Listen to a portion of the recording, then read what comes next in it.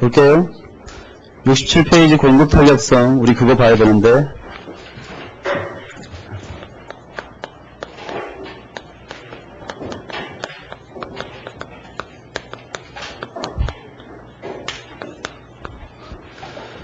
공급의 가격 탄력성인데, 아까 우리가 수요의 가격 탄력성을 이렇게 놨지만, 여기 있는 이 Q를 수요량으로 보지 않고 공급량으로 보면 이게 그냥 공급의 가격 탄력성이라고 표시할 수 있겠죠. 그치? 근데 아까 우리가 수요의 가격 탄력성은 약자 뭐를 했어요? 입실론 이렇게 했잖아. 그치? 근데 이제 우리 교재에서 공급의 가격 탄력성은 그것도 구별하기 위해서 에타라고 이렇게 표시하고 있는 것 같아요. 그치? 예. 그러면 이 에타는 어떻게 구해?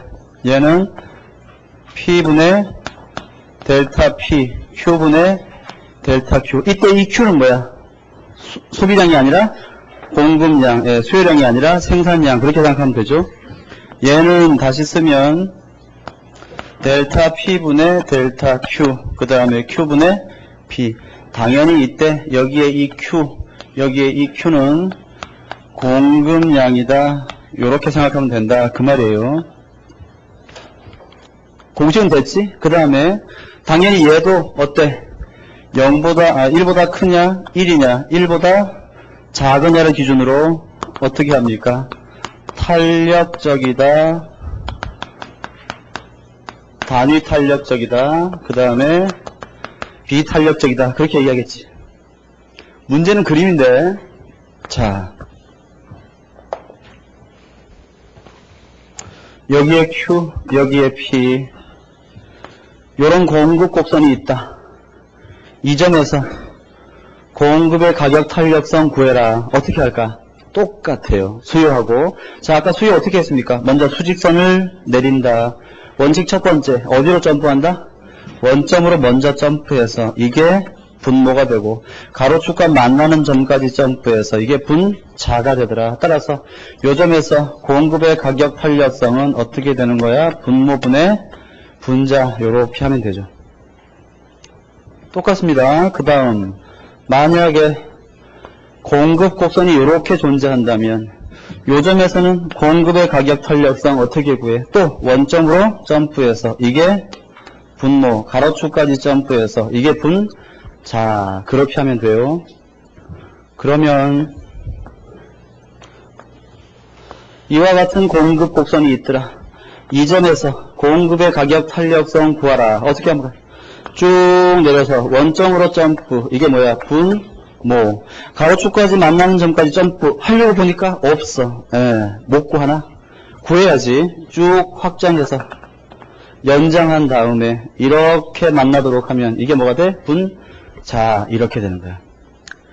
그럼 우리가 재밌는 현상을 발견할 수 있는데, 첫째, 원점에서 출발하는 직선의 공급 곡선의 경우에는 어떤 점을 찍든지 분모랑 분자가 같을 테니까 이 경우에는 공급의 가격 탄력성은 언제나 1이 될 거야. 그치?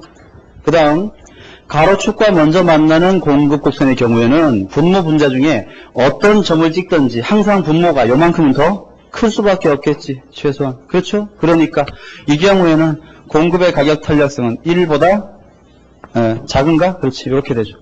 마지막으로 세로축과 먼저 만나는 공급 곡선의 경우에는 어떤 점을 찍든지 항상 분모보다 분자가 요만큼씩 더 클 수밖에 없으니까 이 경우에는 공급의 가격 탄력성은 언제나 1보다 클 것이야. 따라서 우리가 이런 그림을 그릴 수 있는데 요렇게 한 다음에 이 경우에는 공급의 가격 탄력성이 1, 이 경우에는 공급의 가격 탄력성이 1보다 크고 이 경우에는 공급의 가격 탄력성이 1보다 작더라. 그렇게 기억하시면 되죠. 예를 들어서 기출문제에 이런 게 있었죠. S1, S2, S3 균형 가격이 P스타일 때 이 가격 하에서 세 개의 서로 다른 공급 곡선과 만나는 점이 A점, B점, C점이 있더라. A, B, C 중에서 가장 공급의 가격 탄력성이 큰 점은 어디야? 가장 작은 점은? 답은 A, B, C가 모두 다 같지. 얼마로? 1로. 아까 했던 거 한번 복습해 볼까요? 그러면 자, 이게 수요 곡선 1번, 수요 곡선 2번, 수요 곡선 3번, 여기에 프라이스, 여기에 수량, 시장 균형 가격이 P 스타일 때, 이거 다 책에 있는 거야. 책에 있는 거. 요거 A점, 요거 B점, 요거 C점일 때, A, B, C점에서 수요의 가격 탄력, 이건 수요 곡선이니까 수요의 가격 탄력성이 가장 큰 점, 가장 작은 점. 답은 뭐야? 모두 같다야, 같다. 같다. 왜 그럴까? 이거 연장, 이거 연장, 이거 이렇게 연장했을 때, 여러분 아까 우리 했던 거 기억나십니까? 이 점에서의 탄력성은 분모, 분자로 구할 수 있지만 또 이렇게도 구할 수 있죠. 분모, 분자로 구할 수 있잖아. 아까 했던 거 기억나지? 예, 요거 여기다가 그대로 접목시켜 보세요. A, B, C점 모두 탄력성은 다 같아. 그치? 요 길이가 뭐가 되는 거야? 분모. 이 길이가 분자. 내가 이 얘기하면 또 꼭 질문하시는 분 계세요. 위에서 공을 튀겼더니 말이야? 어디가 가장 많이 튀겨져? 세 번째 거, 그치? 그럼 세 번째가 가장 탄력성이 커야 되는 거 아닌가? 그렇게 생각할 수 있지만 그건 다른 얘기지. 왜? 아까 제가 뭐라 그랬습니까? 동일한 한 점의 경우에는 기울기에 따라서 탄력성이 달라진다 그랬어요. 하지만 이 경우에는 다르잖아, 점이 다. 그렇지? 이 경우에는 이런 얘기를 그대로 접목하면 안 되는 거야. 다르지? 자, 그 다음에 요 점에서는 탄력성이 언제나 얼마야? 무한대. 그 다음에 요거 D점, 요거 E점, 이거 F점. 자, D, E, F 중에 탄력성이 가장 큰 점, 작은 점. 역시 답은 다 같다. 얼마로? 그렇죠. 0으로 다 같다. 얼마든지 꼬아서 낼 수 있어. 여러분 잘 기억하세요. 탄력성은 시험에 워낙 많이 출제가 됐기 때문에 만약에 또다시 출제가 된다면 분명히 어렵게 나옵니다. 쉽게 안 나올 거야. 그러니까 가능한 모든 경우의 수를 다 고려해야 되고 문제를 가능하면 많이 풀어보셔야 돼요. 이쪽은 점수를 주는 문제야. 나왔을 때. 이런 거 틀리면 점수 획득 안 돼요. 기억하십니까? 됐습니다. 그 다음 이거 잠깐 지우고요. 공급 곡선의 경우에도 마찬가지일 텐데 예를 들어서 공급 곡선이 이런 경우, 그 다음 공급 곡선이 이런 경우에, 자 답해봐. 이 경우에는 공급의 가격 탄력성 얼마야? 항상? 뭘 떨어뜨려? 공 떨어뜨려 봐 빨리. 어떻게 돼? 무한대. 이 경우에는 모든 점에서 공급의 가격 탄력성 제로 이렇게 되겠지. 맞잖아. 아까 수요의 가격 탄력성 할 때는 수요 곡선이 어떤 형태? 직각? 쌍곡선 형태가 되면 언제나 탄력성이 1이라고 그랬지. 그럼 공급 곡선의 경우에는 그런 거 없을까? 있죠. 항상 공급의 가격 탄력성을 어디에서 측정하든지 1이 되는 경우 있었잖아. 바로 뭡니까? 이런 형태의 공급 곡선의 경우에는 언제나 탄력성이 1이었지. 이 점 어디를 선택하든지 항상 공급의 가격 탄력성은 1이 되는 거야. 그러면 여러분 이와 같은 공급 곡선이 나오기 위해서 공급 곡선의 함수식은 어떻게 돼야 될까? 예를 들어서 P equal K 상수 곱하기 Q 이런 식의 공급 함수가 주어지면 어때? 언제나 이런 형태 같겠죠. 이해가? 예를 들어서 어떤 기업의 공급 함수가 P equal 8분의 1 곱하기 Q의 형태이다. 공급의 가격 탄력도는 얼마인가? 1 그렇게 얘기할 수 있으셔야 됩니다. 가능하겠죠? 숙제 하나 낼게요.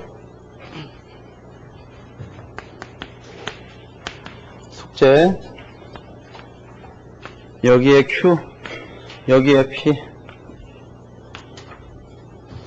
S1 S2 A점 B점 C점 D점 다음 시간까지 풀어오는 거예요. A, B, C, D에서 공급의 가격 탄력도가 가장 큰 것부터 가장 작은 것까지 순서대로 나열해 보세요.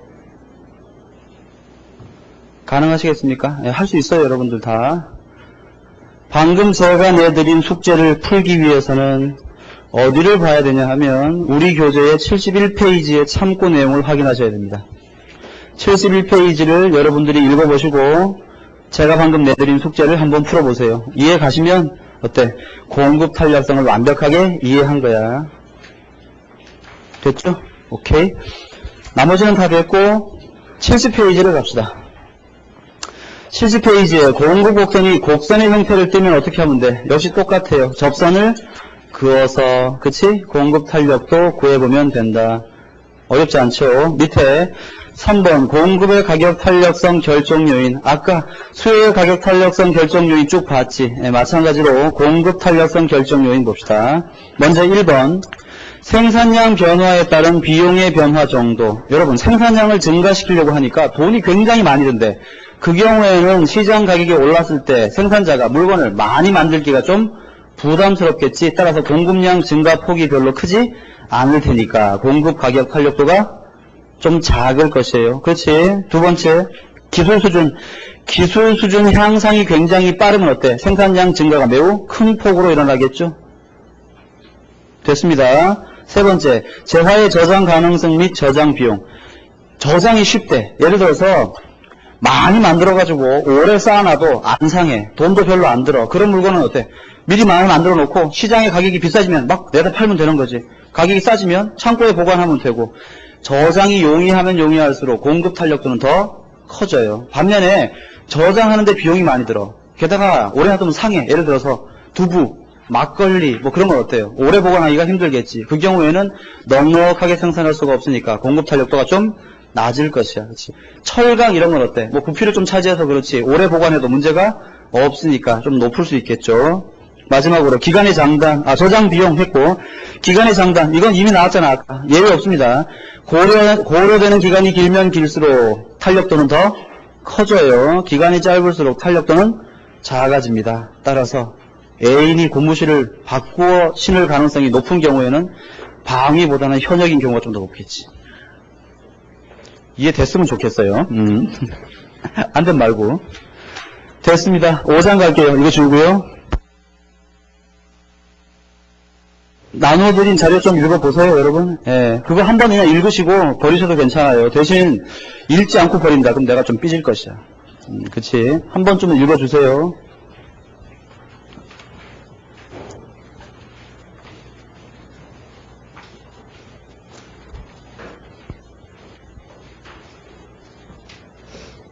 그치.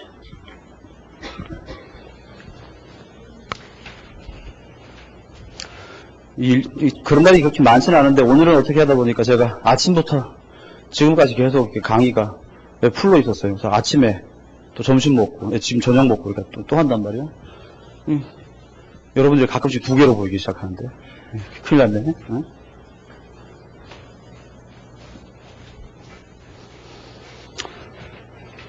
참고로 제가 작년도 초에 태어나서 처음으로 종합건강검진을 받아봤어요. 예, 그전에 한 번도 그렇게 해본 적이 없는데 작년에 처음 받아봤는데 검사 결과가 굉장히 안 좋아요. 그래서 뭐도 안 좋고 뭐도 안 좋고 뭐도 안 좋고 굉장히 안 좋은 걸 쭉 열거하더니 의사가 곧 죽을 거라고 이런 식으로 가다가는 그래서 살려면 다음에 그것을 지켜라 그러면서 이렇게 건강 수칙을 저한테 이렇게 줬어요. 내용은 뭐 그래. 금주, 금연, 그다음에 커피 줄이고 수면은 충분하게 취하고 말을 많이 하지 말고 적절한 운동을 주기적으로 해주고 스트레스 받지 말고 밤에 이렇게 밤을 새거나 늦게 자거나 그런 거 하지 말고 하여튼 뭐 쭉 그런 내용이었는데 제가 보기에는 단 하나도 내가 할 수 없는 것들이었어요. 내 생각에 난 곧 죽을 거야 아마. 나 죽으면 여러분들 그 수업을 들을 수 없으니까 제가 죽기 전에 열심히 들으세요. 나 죽기 전에 꼭 합격시키고 내가 그 다음에 죽겠단 말이지. 살아보려고 말이야 운동도 했어요. 저희 집이 산 바로 밑에 있습니다. 그래서 저희 집까지는 주소가 몇 다시 몇 번지 이렇게 되는데 저희 옆집부터 산 몇 번지 이렇게 시작해. 대충 어딘지 알겠지? 산 바로 밑에야. 저희 집 바로 옆에 산책로도 있고 뭐 이렇게 뭡니까 등산로도 있고 약수터도 있고 그래서 아침 되면 막 이렇게 운동하시는 분들 많은데 전 집 앞에 그런 데가 있어도 한 번도 운동을 해본 적이 없어요. 근데 이제 의사가 죽을 거라 그래가지고 좀 오래 살아보겠다고 말이야. 한번 작심을 하고 그 비싼 운동화를 샀죠. 그러니까 쿠션이 좋아야지 무릎이 안 상한다며 조깅할 때 내가 이제 달리기 하려고 운동화를 사고 좀 좋은 이렇게 그 뭐지 이렇게 트레이닝복을 한번 이렇게 사서 입고 또 멋은 냈단 말이야. 이마에 뭐 이렇게 질끈 묶고 이렇게. 그리고 아침에 새벽 6시에 일어났습니다. 대단한 각오예요 저한테는. 그리고 이제 거기 산책로를 뛰기로 했는데, 거리가 제가 느끼기에는 한 번 이렇게 하면 한 1km 남짓 좀 될 것 같아. 왕복하면 거의 한 2km 정도 되는데, 제 원래 계획은 그 산책로를 왕복하면서 30분을 뛰고, 약수터에서 물을 마시고, 저기 위에까지 이렇게 등산을 한번 하고 이렇게 내려와서 1시간 코스로 운동을 하겠다, 계획을 하고, 일기장에다 썼어요. 제가 가끔 일기 쓰거든요, 일기. 이래봬도 일기 써. 이제 쓰다 보면 일기가 아니라 주기 내지 월기가 되기 쉬운데, 아무튼 써요, 쓰기는. 거기에다가 내일부터 운동이다. 아자아자 내가 이렇게 막 썼어요, 이렇게. 동그라미 치고 막 해서. 그 이제 집에 있는 식구들한테도 나 내일부터 운동하니까 말리지 마라. 큰 소리 치고요. 새벽 6시에 나갔습니다. 뛰었지. 예. 뛰는 사람들 많으니까. 3분을 뛰고 피를 토했어요, 제가. 예. 이렇게. 예. 3분을 뛰고 난 다음에 꼼짝도 못 하겠습니다. 숨은 완전히 이렇게 턱까지 차고요. 정말 막 피를 토할 것 같은 거예요. 이건 아파서 죽는 게 아니라 뛰다가 죽을 것 같아요. 포기했습니다. 옆에 앉아가지고 한참을 쉬고요. 걸었어요, 이렇게. 한 번 이렇게 걸어갔다 와서 시간 보니까 한 10분쯤 지났나 15분쯤 지났나 그랬어요. 힘이 없어, 이제 집에 가야 돼. 근데 그 집에 있는 식구들의 그 따가운 눈초리 있잖아. 예, 그걸 내가 도저히 견딜 자신이 없어서 약수터에서 한 20분, 그 다음에 그 동네 그 할머니들이 뜁니다, 거기를. 예, 뭐 계속 몇 번씩을 뛰는 거야, 이렇게. 볼 때마다 저는 좌절이죠. 계속 이렇게 뛰는 걸 보고 난 다음에 거의 한 1시간 가까이 시간을 보내고 집에 들어갔죠. 예, 문을 열고 딱 들어가니까 저희 집에 있는 식구가 첫 마디가 그거였습니다. 약수터에 사람 많아? 그 말은 뭔가 하면 약수터에 앉아있다 왔지, 그 얘기지. 예. 제가 그랬죠. 사람 많어. 아주머니들 잘 뛰어. 그리고 그 다음 또 포기했습니다. 내가 지금 얘기하니까 나를 비우는 사람들이 많은데 말이야. 머지 않았어. 그 똑같은 상태가 될 거란 말이지. 예. 여러분들 건강 좋으실 때 미리미리 좀 챙기시고요. 혹시 술, 담배 좋아하시는 분들은 좀 줄이시고 그렇게 하세요. 그래야지 원하는 결과 얻으시고 더 큰 부귀영화를 누릴 거 아니야. 우리가 정해진 목표 하나 얻겠다고 막 매진하다가 나중에 그걸 얻고 난 다음에 보면 더 큰 걸 잃고 있는 경우, 그런 경우 많죠. 그래요. 가끔씩 멋있는 말도 해요, 이렇게. 5장. 자, 소비자 잉여부터 봅시다. 잉여, 서플러스. 뭐야 이게? 남겨먹은 부분 그런 거 아니야? 남겼다 그 얘기지. 소비자 잉여라는 소비자가 뭔지 모르겠지만 하여튼 좀 남겨먹은 부분 그런 뜻이야. P, Q 여기에 수요 곡선이 이렇게 있어요.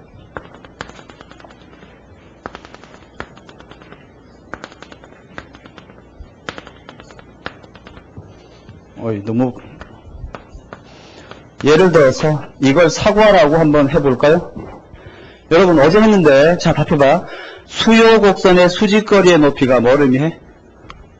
수요 곡선의 수직거리의 높이, 얘가 뭘 의미합니까? 그렇지. 요 물건 하나를 추가로 소비했을 때 느끼는 한계, 편의, 그치. 마지널, 베니핏. 동시에 요거 하나 소비했을 때 느끼는 만족이 요만큼이니까 요만큼까지는 가격을 지불해도 손해가 아니다. 따라서 요 높이는 지불 용의가 있는 뭐야? 대한의 금액이다. 그런 뜻이라고 그랬지. 자, 이제 봅시다. 이 소비자는 사과를 하나, 둘, 셋, 네 개 먹을 때마다 첫 번째 사과 하나 먹으면 얼마나 기분 좋아져? 이만큼. 맞지? 두 번째 사과 하나 먹으면 이만큼. 세 번째는 이만큼. 네 번째 이만큼 기분 좋아진다. 그런 뜻이야. 요게 900원, 요게 700원, 요게 500원, 요거 300원이라고 해볼게요. 첫째, 이 소비자는 지금 사과 하나 먹으면 최대한 얼마까지는 낼 준비가 돼 있어? 900원까지는 낼 준비가 충분히 돼 있어요. 두 개째 먹을 때는, 두 개째지, 두 개가 아니고 두 개째 먹을 때는 700원, 세 개째 먹을 때는 500원, 네 개째 먹을 때에는 300원까지 낼 용의가 이미 충분히 있는 상태야. 이때 시장 균형 가격 P스타가 500원으로 결정됐다고 해봅시다. 이 소비자가 몇 개를 먹고 싶은가 하면 사과 3개를 먹고 싶어요. 이 사람이 시장에 갔죠? 자, 아주머니 사과 3개 주세요 했어요. 그때 그 아주머니가 이 사람을 딱 보고 그래 너 잘 맞았단 말이지. 너 그래 넌 내가 딱 보니까 말이야. 너 사과 처음에 하나 먹을 때는 900원까지 낼 용의가 있네. 자 하나는 900원 받고 자 두 번째 사과는 너 보니까 또 700원까지 낼 용의가 있네. 또 700원 내. 세 번째는 500원이네? 그래, 시장 가격 500원이야. 이렇게 안 팔지. 그치? 어떻게 팔아? 사과 3개 주세요 하면, 하나당 500원이니까 3개 하면 3호 15, 1,500원 내라. 이렇게 팔잖아. 그럼 봐. 이 사람이 사과 3개를 먹을 때 시장에서 내야 되는 금액의 총합은 얼마야? 여기에 있는 이 사각형의 면적이지. 그래? 그래요. 그런데 이 사람은 사과 하나 먹을 때는 이 높이, 2개째는 이 높이, 3개째는 이 높이를 먹으니까, 낼 여유가 있으니까 이 사람은 첫 번째 사과 하나 먹을 때 자기가 낼 준비가 되어 있는 금액은 이건데 실제로 얼마만 내? 요만큼만 내니까 요만큼은 뭐 한 거야? 남겨 먹은 거지. 이득이라고 느끼는 거야. 그치? 두 번째 먹을 때는 어때? 시장에서 요만큼 돈 내면 되는데 자기의 만족도는 이만큼이니까 요만큼을 또 어때? 남겼다라고 느껴. 그치? 비로소 3개째 소비할 때에는 지불용이 있는 금액과 시장 가격이 같아져서 잉여가 사라져요. 쉽게 얘기하면 이 사람이 사과 3개를 먹을 때 느끼는 총 만족의 합은 여기 있는 커다란 사각형인데 이걸 얻기 위해서 지불하는 금액은 아래쪽에 조그만한 사각형에 불과하기 때문에 이 사람은 사과 3개를 소비하면 얼마만큼을 남겨? 여기에 빗금친 이 삼각형 면적만큼을 남겨 먹는 것이지. 이게 바로 소비자 이익녀가 되는 거야. 이해가십니까? 가끔 저한테 그런 질문 하시는 분도 계시는데 좀 꼼꼼하신 분들이 여기 있는 조그마한 삼각형, 요 삼각형은 지금 남는 거 포함시키면 안 되는 거 아닙니까? 그런 질문 하는데 사과의 개수를 굉장히 세분화하면 요 면적들은 거의 제로에 가깝게 될 테니까 그냥 이 전체를 소비자 잉여로 봐도 무방한 거야. 그치? 예. 됐어요. 그 다음 생산자 잉여 볼게요.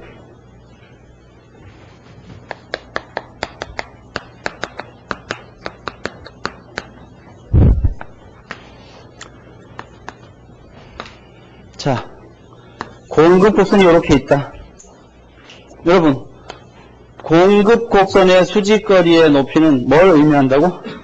소비하면 만족이 생기고 생산하면 고통 또는 비용이 수반되죠. 그렇지? 요 물건 하나를 추가로 소비할 때 생산자가 느끼는 비용, 한계, 비용의 크기. 요거 하나 만들 때 들인 고통이 이만큼이니까 시장에서 요만큼 이상은 받아야지 손해가 아니지. 따라서 요 높이는 이 소비자가 지불 받고 싶은 소의 금액의 의미를 가진다. 그렇게 얘기했어요. 그치? 이때 요게 사과라고 하면 사과 하나, 둘, 셋, 넷, 다섯.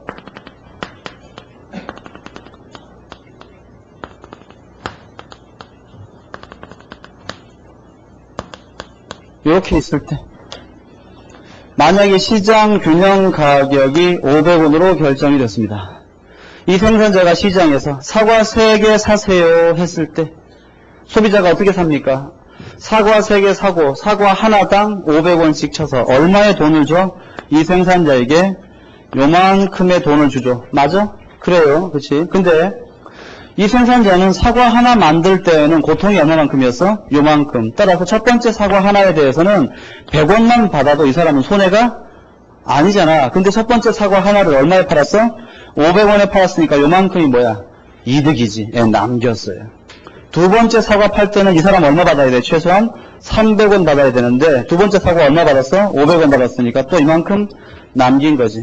비로소 세 번째 사과를 팔 때 시장에서 500원을 받으면 자신이 남겨먹은 게 없어지는 거야. 그러니까 이 사람이 사과 3개를 만드는 과정에서 자신이 치른 모든 코스트, 고통의 총합은 여기 아래쪽 삼각형이지만 이 사람이 사과 3개를 팔고서 얻은 총 이득의 합은 이만큼이니까 이 사람은 위쪽 빗금친 파란색 삼각형 면적만큼을 어떻다고 느끼는 거야?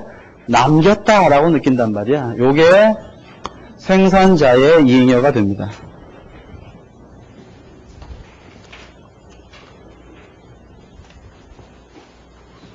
결국 우리가 사회적 총잉여라는 개념을 등장시킬 때 당연히 사회적 총잉여는 소비자 잉여와 생산자 잉여의 합으로 구성되는데, 이때 그림을 그리면 여기에 Q, 여기에 P, 여기에 demand, 여기에 supply. 이때 여기가 P 스타이고 여기에 Q 스타라면, 자 해봅시다. 여기에서 소비자 잉여는 얼마만큼이야? 여기에 있는 요만큼. 여기 뭡니까? 소비자 잉여. 그 다음 아래쪽에 있는 이 파란색 삼각형 면적, 요게 뭐가 되는 거야? 요게 생산자 잉여. 그러므로 소비자 잉여와 생산자 잉여를 모두 합친 이 전체가, 그게 뭐가 된다? 사회적인 총잉여가 된다라는 뜻이야. 놀라운 결론이죠. 무슨 말입니까? 자본주의 시장 경제 체제 하에서 소비자와 생산자가 서로 물건을 사고 파는데, 놀랍게도 둘 다 남겼다라고 느끼는 거야. 소비자도 이득 봤는데 생산자도 이득이다, 이렇게 느낀다는 거죠. 시장 가격 체계의 무서운 점이 바로 여기에 있는 거야. 즉 자본주의 시장 경제 체제 하에서는 소비자와 생산자가 서로 물건을 막 거래하면 둘 중에 한 사람만 이득 보는 게 아니라 모든 사람들이 윈윈하게 되는 거예요. 그렇다면 이런 시스템 하에서는 정부는 이 거래를 어떻게 해줘야 되겠어? 가급적이면 많이 일어나도록 도와줘야 되겠지. 그치? 정부가 이런 거래를 활성화시켜주면 활성화시켜줄수록 이 면적만큼 사회 전체적인 만족이 증가하게 되는 거야. 만약에 정부가 쓸데없는 제도나 법규, 규칙 등등을 만들어서 이 거래를 자꾸 이렇게 위축시키면 어때? 이 면적이 그만큼 줄어들어서 사회 전체적인 만족도가 감소하겠죠. 지금부터 그런 케이스를 한번 보려고 합니다. 그게 바로 최고 가격제, 다른 말로 가격 상한제라고 하는 것과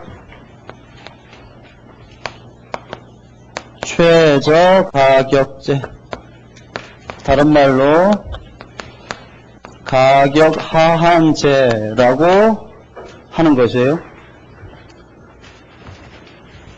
최고 가격제. 자, 여러분, 최고 가격제 또는 가격 상한이란 정부가 일정한 가격을 설정해 놓고 정부가 정한 이 가격이 너희들이 거래할 수 있는 최고 수준의 가격이다라고 규제하는 방식이지. 그러니까 최고 가격제를 정부가 정해 놓으면 그 최고 가격 이상 거래하라는 말입니까? 그 가격 이하로 거래하라는 얘기입니까? 그 가격 이하로 거래하라는 뜻이야. 그럼 만약에 시장에 원래의 수요 공급에 의해서 결정된 가격이 P 스타인데 정부가 너희들이 앞으로 거래할 수 있는 최고 가격은 이 가격이다, 이 가격 이하로 거래하라, 이렇게 규제를 하면 이미 시장 균형 가격이 그 최고 가격이 하니까 이런 식의 최고 가격은 의미가 전혀 없어요. 그렇죠. 따라서 최고 가격제가 효과적으로 형성되기 위해서는 시장 균형 가격이 이렇게 있을 때 정부가 야, 이 가격이 너무 높으니까 앞으로 너희들이 거래할 수 있는 가격의 최고 수준이 이거다, 이 가격 이하로만 거래해라, 이렇게 규제해야 될 거야. 이게 바로 최고 가격제. 내 말은 여기 있는 최고 또는 상한이라는 이 말 때문에 정부가 정하는 최고 가격이 시장 가격보다 더 높을 거라고 착각해서는 안 되는 거야. 다시 한번, 최고 가격제는 가격을 높이는 제도입니까? 낮추는 제도입니까? 낮추는 제도입니다. 낮추는 제도. 이해가죠? 그 다음, 가격을 낮추는 제도가 최고 가격제라면 가격 낮추면 소비자와 생산자 중에 누가 더 기분이 좋아? 가격을 낮췄대. 소비자는 기분이 좋고 생산자는 기분이 나쁘지. 그러니까 최고 가격제 또는 가격 상한제는 소비자와 생산자 중에 누구를 위한 제도예요? 이건 소비자를 위한 제도예요. 소비자를 위한 제도. 예. 자, 그럼 대표적인 예를 한번 들어봅시다. 어떤 게 있습니까? 정부가 인위적으로 소비자를 위해서 가격을 낮춰주는 것. 여러분, 지금 서울에 지하철 요금과 시내버스 요금과 택시 요금은 세계적인 수준에 비해서 좀 싼 편이죠. 그치? 그 왜 그런 거야? 그런 공공요금들은 시장 경제에 미치는 효과가 크잖아. 물가도 많이 올릴 수 있고 서민 경제에도 크게 작용할 수 있으니까 정부가 그러한 공공요금들을 인위적으로 좀 낮춰주고 손해보는 기업이 있으면 정부가 손실을 메꿔주는 방식을 취한단 말이야. 지하철 공사가 매년 수천억 원의 손해를 보고 있죠. 그래도 가격을 안 올리잖아. 그 이유는 뭐야? 지하철료금을 높여버리면 서민들의 발이 다 묶이기 때문에 그래. 서울 시내 버스 중에서, 서울 시내의 버스 회사 중에서 손해를 보는 회사가 굉장히 많아요. 아마 거의 대부분일걸. 그래도 가격을 더 올리지 못하죠. 왜? 정부가 규제하니까. 손해보면 정부가 메꿔준단 말이야. 이게 다 최고 가격제예요. 그래서 정부가 공공요금을 규제한다든지, 또 여러분 이런 거 어때? 아파트 분양가를 마음대로 결정해라 하면 굉장히 많이 올라가겠지. 그러면 서민들이 집장만 하기가 매우 어려우니까 정부는 아파트 분양가를 일정 수준 이상으로 올리지 못하도록 낮출 수가 있어. 그것도 일종의 뭡니까? 주택 분양가 규제, 이런 것도 일종의 다 뭐야? 최고 가격제가 되죠. 또 어떤 게 있을까? 뭐 굉장히 많은데. 중동에 전쟁이 발발했다. 갑자기 휘발유 요금이 엄청나게 뛰었다. 그건 놔두면 어때? 대중교통수단 이용하는데도 한계가 있고 국민 경제에 미치는 효과가 크니까 정부가 야 너무 유가 많이 올리지 말고 휘발유 가격 조금만 올려라. 강제로 낮출 수도 있어요. 그런 것들 다 최고 가격제가 되는 거지. 예. 여러분 실제로 한 몇 개월 전에 중동에서 분위기가 굉장히 안 좋을 때 유가가 막 이렇게 오르니까 정부가 유가 규제를 신중하게 검토한 적이 있었어요. 그치? 휘발유 유가 규제 굉장히 많지. 이런 것들은. 예, 이런 게 다 최고 가격제. 그러면 최고 가격제의 효과를 좀 봅시다.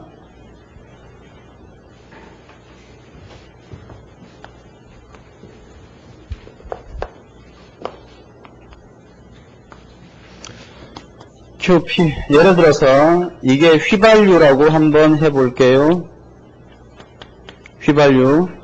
자, 휘발유의 공급과 수요가 이렇게 있는데 놔두면 휘발유의 시장 균형 가격은 P스타로 결정이 되고 이때 휘발유 시장의 거래량은 Q스타가 됩니다. 이때 균형점을 E 제로점이라고 한번 해볼게. 이때 정부가 보기에 이 가격이 너무 어떤 거야? 너무 높아. 그래서 가격을 좀 낮추고 싶어요. 그래서 정부가 최고 가격제 또는 가격 상한제를 실시하죠. 야, 휘발유 시장 앞으로 너희들이 휘발유를 사고 팔 때 가장 높게 받아봤자 이 가격 이상은 받지 못한다라고 규제해. 그러면 시장에서 가장 높은 가격이 이거니까 시장 가격은 이만큼 수준으로 하락하겠지. 가격이 하락했어요. 첫째, 기업은 즉 생산자는 기분이 좋아 나빠? 나쁘지. 싸게 팔아야 되니까. 따라서 얼마만큼만 팔고 싶어? Q1만큼만 팔고 싶어. 반면에 소비자는 어때? 기분 좋죠. 이제 싸게 살 수 있으니까. 과거보다 많이 소비하고 싶어요. Q2까지 소비할 수 있어요. 그렇다면 정부가 최고 가격을 규제했더니 이 가격 하에서 생산자가 팔고 싶은 양은 요만큼이고 소비자가 구매하고 싶은 양은 요만큼이라서 요만큼의 물건이 지금 시장에서 남아 모자라. 모자라죠. 수요가 공급을 초과하는 거지. 이게 바로 초과 수요, excess demand가 발생한다. 이렇게 표시하죠.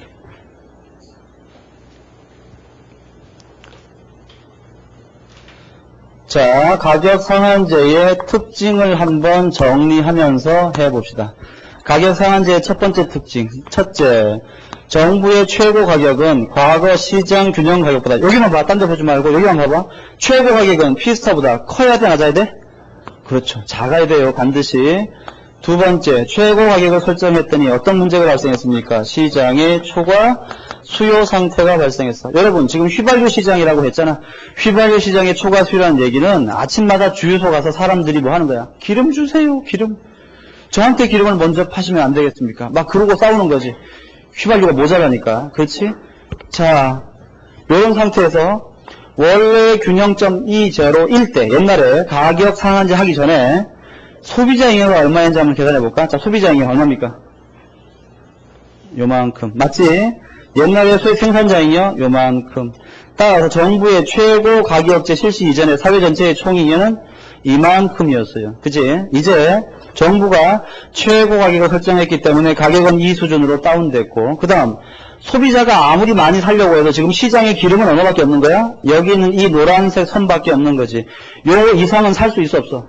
없습니다. 불가능해요. 그러면 가격 상한제 이후에 소비자 잉여 한번 계산해 볼까? 아까 여기서 소비자 잉여는 어떻게 계산했습니까? 시장 균형 가격과 수요량 사이의 면적, 이게 바로 소비자 잉여야. 시장 균형 가격과 수요 곡선 사이의 면적. 요 소비량을 뛰어넘을 수가 없지. 시장에 Q1밖에 없으니까 기름이. 소비자 잉여는 얼마만큼이야?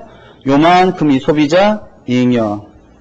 생산자 잉여는 요만큼이 생산자 잉여. 원래의 사회 전체의 총 잉여보다 좀 모자라죠. 얼마만큼 모자라?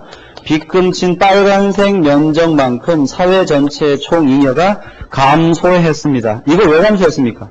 아까 얘기했잖아. 자본주의 시장 경제 체제 하에서 개인 대 개인이 자유롭게 거래를 하면 모두가 이득을 얻는 이런 관계가 발생하는데, 정부가 최고 가격제를 규제하는 바람에 시장 거래가 Q스타에서 Q1으로 줄었잖아. 거래가 위축된 거지. 거래가 위축되니까 어때? 만족도가 감소한 거야. 그러니까 여기는 이 빨간색은 어디로 간 겁니까? 디스어피어드. 사라진 거야. 완전히 시장에서. 요게 바로 뭐냐? 정부의 최고 가격제로 인한 사회적 후생 손실이라고 불러요. 여러분 빨간색이 조금 부담스러우신 분도 계실 텐데, 제가 앞으로 일관되게 이러한 후생 손실은 항상 빨간색으로 쓸 테니까 좀 양해해 주세요. 일관되게 하려고 그래. 그러면 결국 최고 가격제의 세 번째 특징은 뭡니까? 빨간색의 사회 전체의 후생 감소가 발생하더라, 그 얘기죠. 네 번째, 여러분 지금 이 초과 수요라는 상태가 말 그대로 지금 휘발유가 모자라가지고 지금 난린 상태 아닙니까? 그러면 지금 이 Q1만큼의 부족한 휘발유를 Q2만큼의 사람이 나누어 써야 되니까 먼저 사는 놈이 장땡이지, 흔히 하는 얘기로. 그치? 그럼 아침마다 주유소에 어떤 진풍경이 연출되겠어? 서로 기름 사겠다고 싸우겠지. 그때 주유소 사장이 뭐라고 외칩니까? 줄을 서시오.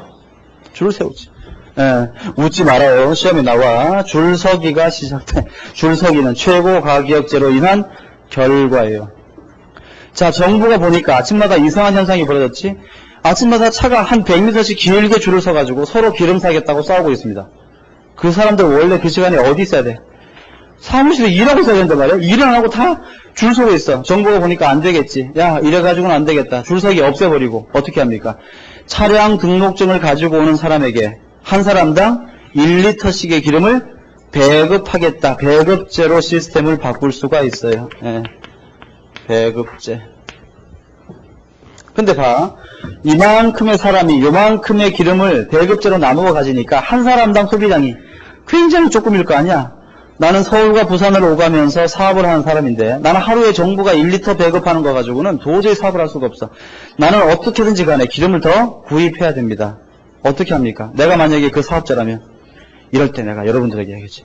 혹시 주변에 주유소 하시는 친척 없어요? 이렇게. 만약에 이 친구가 저희 집 주유소인데, 그럼 내가 자네 나 좀 보지, 이렇게 해가지고 말이야, 조용한 데 가서 얘기하겠지. 내가 가격은 얼마든지 줄 테니까 나한테 기름을 좀 먼저 팔면 안 될까? 이런 식의 거래가 이루어질 거야. 뭡니까? 그게 바로 블랙마켓, 암시장이 형성되는 거야. 그렇지. 정상적이지 않은 이외의 시장에서 거래가 이루어져. 그때 여기를 한번 볼래요? 지금 현재 어쨌거나 저쨌거나 시장의 기름은 얼마밖에 없어?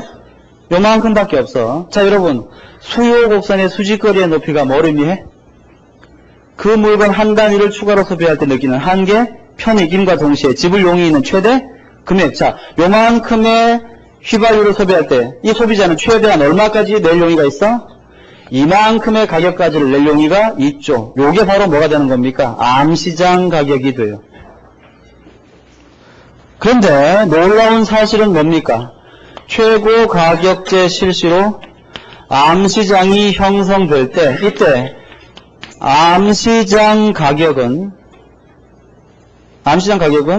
정부가 정한 최고 가격보다 높을 거라는 사실은 너무나 당연하지만, 놀랍게도 뭐보다 더 높아? 정부가 최고 가격제를 실시하기 이전에 시장 균형 가격보다도 훨씬 더 높아지는 것이에요. 이해가십니까? 그래요. 7번째. 그러면 답해봐. 정부가 원래 최고 가격제 실시한 취지는 뭐야? 시장 가격을 낮춰서 누구를 보호하자? 소비자를 보호하자는 게 원래의 목적이었어. 그런데 그 결과가 어떻게 됐어? 첫째, 가격은 낮아졌지만 기름 없어서 난리 났죠. 그 다음에 국가 전체적으로 이만큼의 손해봤어. 맨날 줄 서고요. 막 배급해야 돼. 막 몰래 암시장에서 비싼 돈 내고 기름 사야 됩니다. 도대체 정부가 이 최고 가격제를 실시해서 좋아진 게 뭐가 있어? 현재로서는 아무것도 좋아진 게 없지. 그럼 왜 했을까? 정부가 이걸 몰라? 압니다. 예. 근데 지금 현재 정부가 최고 가격제 하고 있다 그랬잖아. 왜 해? 하는 이유가 뭐야? 그건 바로 요 면적 때문에 그런 것이지. 요 면적이 원래는 누구 거였어? 생산자 잉여였죠. 그런데 최고 가격제 실시했더니 누구의 호주머니로 들어가? 소비자의 호주머니로 들어가는 것이에요. 그럼 봐. 정부는 최고 가격제를 실시하기 전에 소비자가 요만큼의 소비자 잉여를 가지고 있다가 빨간색 중에서 요 윗부분만큼을 소비자가 손해봤지. 그렇지만 소비자는 요만큼 손해보고도 요만큼을 추가로 얻으니까 파란색의 면적이 위쪽 빨간색 삼각형보다 크기만 하다면 소비자 입장에서는 어때? 오히려 이득일 수가 있다는 얘기야. 결국 최고 가격제의 의의는 시장의 초과 수요를 야기시키더라도 또 빨간색만큼의 후생 손실을 감수하고서라도 소비자에게 뭘 주고 싶은 거야? 이 파란색 면적을 주고자 하는 게 정부의 취지죠. 그렇다면 최고 가격제의 효과가 더 크게 일어나기 위해서는 가급적이면 여기에 있는 이 빨간색의 면적이 어때야 되는 거야? 커야 되는 거죠. 이 빨간색의 면적이 최고 가격제의 효과를 결정한단 말이야. 이해가십니까? 오케이. 그렇다면 만약에 여기서 이 공급 곡선의 기울기가 이것보다 더 가팔라지는 경우도 있고 더 완만해지는 경우도 있을 터인데 공급 곡선의 기울기가 최초의 균형점 E점을 기준으로 가팔라지는 거하고 완만해지는 것 중에 어느 경우에 최고 가격제의 효과가 더 커지겠습니까? 그렇죠. 만약에 이 서플라이 커브가 이런 형태로 존재했다면 저 파란색의 면적은 어떻게 됐겠어? 요만큼으로 증가했겠지. 이해가십니까? 그러니까 제가 쓰지 않을 테니까 여러분들이 한번 받아 써보세요. 공급 곡선의 기울기가 가파를수록 최고 가격제의 효과는 더 커져요. 그런데 공급 곡선의 기울기와 공급의 가격 탄력도는 비례 반비례? 공을 튀겨봐 빨리. 기울기와 탄력도는 비례 반비례? 반비례하니까 그 표현을 다시 한번 쓰면 공급 곡선의 기울기가 가파를수록 또는 공급의 가격 탄력도가 낮을수록 최고 가격제는 더 큰 효과를 발휘할 것이다. 그렇게 말할 수 있어요.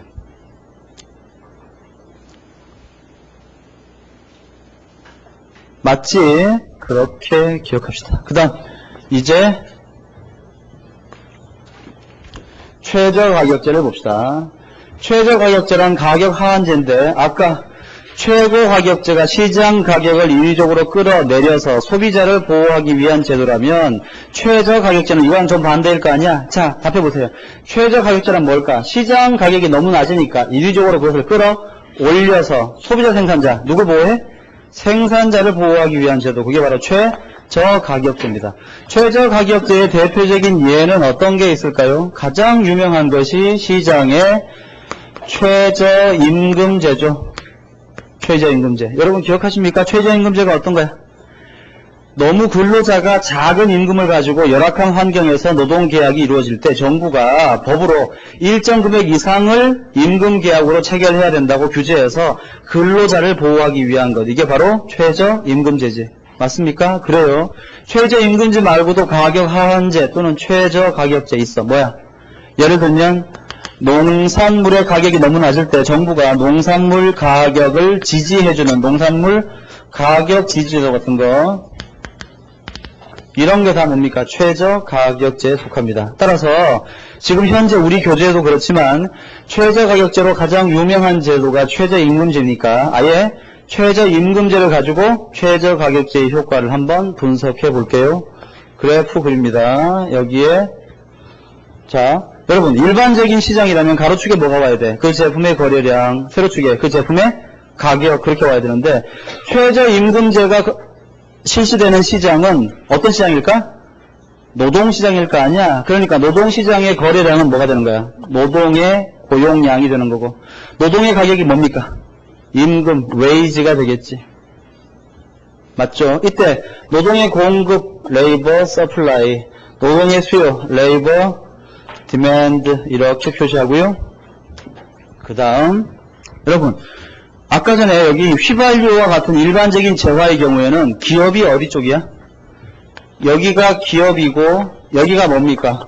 소비자 이렇게 되겠지. 이제 노동이라는 물건, 노동이라는 추상적인 제품의 수요자가 누구야? 그렇지. 이쪽이 기업의 입장이 되고 이쪽이 근로자 또는 노동자의 입장이 될 거야. 맞아? 그래요. 이때 그냥 시장 가만 놔두면 시장 균형 임금은 W 스타이고 이때 시장의 노동 고용량은 L 스타가 됩니다. 이때 정부가 보기에 여기는 이 W 스타가 너무 높은 거야, 너무 낮은 거야? 이게 너무 낮아, 그치? 그래서 정부가 끌어올리죠. 너희들 앞으로 임금은 요 수준이 최저임금이다. 무조건 이것보다는 더 높게 고용계약을 체결해라. 이렇게 규제합니다. 그러므로 인해서 근로시장의 임금 수준이 상승하게 되죠. 자, 임금 상승했습니다. 첫째, 노동의 수요자인 기업, 기분 좋아, 나빠? 나쁘지. 과거보다 더 비싼 임금 주고 사람 써야 되니까 삐지지. 그래서 L1만큼만 사람을 쓰겠다고 얘기합니다. 반면에 임금이 올라갔으니까 노동의 공급자, 근로자는 기분이 좋아. 나 이제 일한만 나는데 L2까지 일할래. 이렇게 생각하죠. 따라서 최저임금제의 실시로 이 노란색 가격 수준 하에서 노동의 수요는 요만큼인데 노동의 공급이 이만큼이 되니까 요만큼의 근로자는 어때? 남아도는 거죠. 노동시장에 초과 공급이 발생합니다. 답해보세요. 노동시장의 초과 공급을 뭐라고 불러? 그렇지. 이게 바로 실업이다. 그 말이야. 자, 한번 특징을 쓰면서 해볼까? 특징. 첫째, W 최저임금은 과거의 시장균형임금과 비교했을 때 커야 돼, 작아야 돼? 더 커야 됩니다. 여기에 최저라는 말이 현혹되지 않기를 바라요. 두 번째, 노동시장에 최저임금제를 실시했더니 뭐가 발생했습니까? 시장에 초과 공급이 발생하더라. 그게 곧 뭐다? 실업이더라. 그 다음 세 번째, 여러분 최저임금제 실시하기 전에 일자리 가지고 있던 사람의 숫자가 얼마야? 이만큼이지. 근데 최저임금제 실시했더니 이제 요거는 요거는 근로자가 일하려는 양이고 기업이 뽑아주는 양은 얼마야? 요거 아닙니까? 따라서 최저임금제 실시 이후에 일자리는 뭐밖에 없는 거야? 요 노란색 크기밖에 없죠. 여러분, 그러면 요만큼의 사람은 어떻게 된 거야? 과거에 이만큼 일하다가 지금 현재 요만큼 일하고 있으니까 이 파란색의 사람들은 어떻게 된 거야? 그렇습니다. 정부의 최저임금제로 해고되는 거예요. 해고. 왜 기업이 저만큼의 사람들을 해고해? 아니 이제 한 명, 옛날에는 최저임금제 없을 때 한 사람한테 50만원 주면 막 한 달 내내 부려먹었단 말이야. 그래서 50만원 가지고 20명 고용했는데 이제 최저임금이 한 달에 예를 들어 100만원 됐다. 그럼 어때? 똑같은 비용이면 절반밖에 고용 못하니까 나머지는 해고시키는 거죠. 여러분 말씀해보세요. 이때 해고되는 이 파란색 사람은 그 최저임금제 적용을 받는 기업의 이사, 상무, 사장 이런 사람들일까? 그럴 리 없지. 누가 제일 먼저 해고되겠어? 바로 최저임금제로 인해서 보호받아야 될 최저임금 수준에 있는 사람부터 먼저 해고되는 거야. 최저임금제의 모순적인 현상이 여기서 발생하는 거죠. 최저임금제가 가장 열악한 노동 조건에 있는 사람들을 보호하기 위한 제도인데 저것 때문에 해고되는 사람은 가장 보호를 받아야 될 사람들부터 먼저 해고되는 거야. 그래서 노동고용의 감소가 발생하지. 그 다음에 네 번째, 최초의 균형점을 2점이라고 했을 때 정부의 최저임금제 실시 이전에 첫째, 소비자이요? 요만큼. 생산자이요? 요만큼. 물론 노동의 소비자니까 이쪽이 기업의 것이고 이쪽이 노동의 공급자니까 근로자의 것이겠죠. 이제 최저임금제 하에서 기업의 고용량은 여기 있는 세로축을 넘을 수가 없겠지. 자, 소비자이요? 요 면적. 생산자이요? 요 면적. 따라서 이번에도 얼마만큼의 면적이 비어요? 요만큼의 면적이 빕니다. 요 면적은 어디로 갔습니까? 역시 disappeared, 사라졌어요. 왜 사라졌어? 정부가 괜히 최저임금제라는 제도를 만드는 바람에 노동시장의 거래가 위축됐습니다. 자유로운 거래가 위축되는 바람에 소비자와 생산자의 잉여가 각각 이만큼씩 감소하게 된 거죠. 그렇지? 그래서 정부의 최저임금제 실시로 빨간색의 손실이 발생하더라. 이해가십니까? 됐어요. 그 다음 아까 수요 곡선의 공급 곡선의 수직거리의 높이가 뭐라 그래서? 생산하면 뭐가 발생해? 비용이 발생한다 그랬지. 공급 곡선의 수직거리의 높이는 생산자가 그 물건 하나를 추가로 제공하기 위해서 들인 고통 또는 비용의 크기, 한계, 비용임과 동시에 요만큼의 판매를 위해서는 얼마 이상만 받으면 돼? 요 높이 이상만 받으면 되는 거지. 요 높이가 집을 받고자 하는 최소의 금액이야. 그 무슨 말인가 하면 지금 기업이 일자리를 요것밖에 만들지 않으니까 근로자 입장에서, 즉 노동의 공급자 입장에서는 요 노동 공급량 하에 자기가 최소한 손해받지 않을 만큼의 임금은 얼마 이상이면 돼? 요 임금 이상이면 되는 거죠. 그렇지? 그런데 정부가 정한 최저임금이 이렇게 높기 때문에 실업이 발생하고 있는 거야. 따라서 만약에 법의 사각지대에 아니면 불법적인 노동시장의 경우에는 요만큼의 임금을 받고도 일하려는 근로자가 분명히 있겠지. 그렇지 않습니까? 이게 바로 뭐가 되는 거야? 일종의 노동시장에서의 암시장 임금이 되는 거죠. 어떤 게 있습니까? 지금 여기 있는 이 W 암시장 가격으로도 일을 하는 근로자가 한국에 있잖아. 어떤 사람들이야? 해외 이주 노동자들, 아니면은 고등학교를 졸업하지 않은 어떤 법의 보호를 받기 힘든 아르바이트생들이라든지 그런 사람들이 있죠. 제가 얼마 전에 다큐멘터리를 비슷한 걸 봤는데 말이야. 동대문 그 의류상가에서 방학 때 고등학교 1, 2, 3학년 학생들이 그 음식 배달 아르바이트를 한단 말이야. 근데 거기 몇 층까지 있습니까? 거의 한 10층 가까이 있잖아. 거기 지하에 있는 식당에서 음식을 해가지고 나르는데 밥 나르는 사람이 엘리베이터 타고 에스컬레이터 타면 손님 안 오잖아. 냄새 나니까. 그 비상구를 통해가지고 말이야. 그걸 들고 10층, 8층까지 막 갖다 날라요. 그거 하루 종일 밤새도록 밤에 하잖아, 그지? 밤새도록 하면 시간당 2,000원, 2,500원 이렇게 주고. 중간에 일하다가 다리를 이렇게 헛디뎌가지고 넘어져서 다치고 막 다리가 부러지고 이렇게 다쳐도 전혀 보상 안 해주고. 1일부터 30일까지를 계획으로 해가지고 한 달 페이를 30일이 지나면 주는데 28일까지 일하고 학교가 개학해서 간다든지 일을 안 하면 28일 동안 일한 임금을 안 줘. 예. 그런 식의 열악한 고용 환경 속에서 일하는 사람들이 어떤 수준이야 지금? 이런 수준인 거지. 예.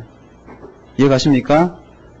그래서 최고 가격제뿐 아니라 최저 가격제의 경우에도 뭐가 발생할 수 있어요? 일종의 암시장이 형성될 수 있는 거예요.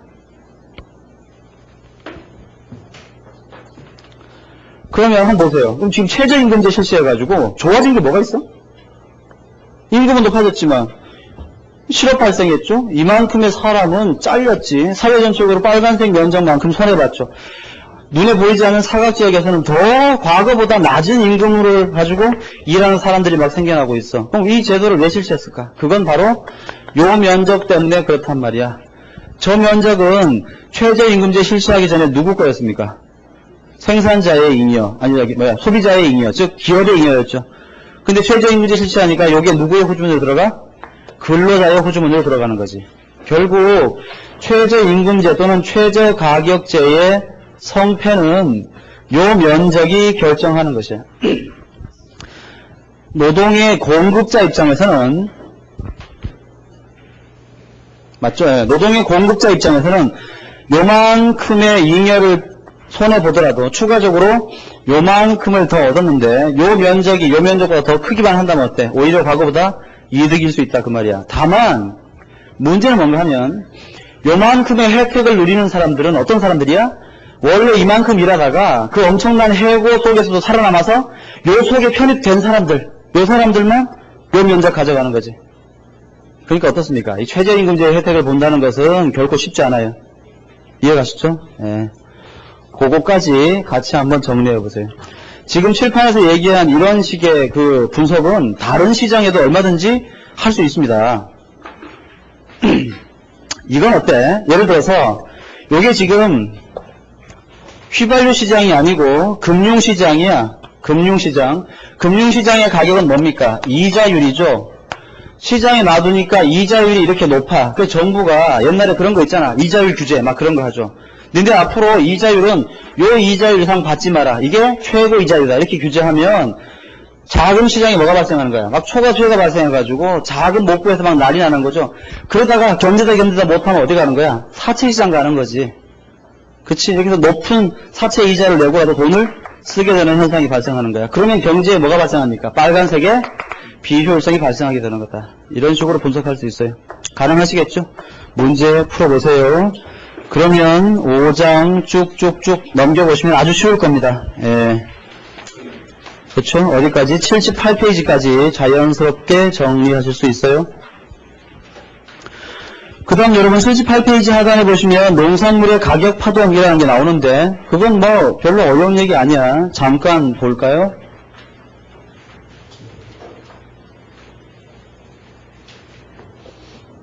여러분 농산물은 첫째 그러니까 생필품에 가까운 거 아니야. 그치? 배추 한번 생각해봐. 여러분 배추값이 비싸다고 김장 안 담그는 사람은 거의 없지. 웬만큼 비싸지 않은 다음에. 그 다음에 배추값이 싸지면 하루에 김치 2그릇 먹던 사람이 막 3그릇 먹나? 뭐 그렇지도 않아. 그러니까 농산물은 어때요? 가격 변화에 따른 소비량 변화가 매우 작아. 그 말은 수요의 가격 탄력성이 매우 낮지. 수요의 가격 탄력성이 매우 낮으면 농산물의 경우에 디맨드 커브는 완만할까 가파를까? 농산물은 수요의 가격 탄력성이 매우 낮으니까 탄력성은 뭘 떨어뜨려? 공을 떨어뜨려 봐 좀 막 던져봐. 수요의 가격 탄력성이 낮으면 수요 우선의 기울기는 굉장히 이렇게 가파르겠죠.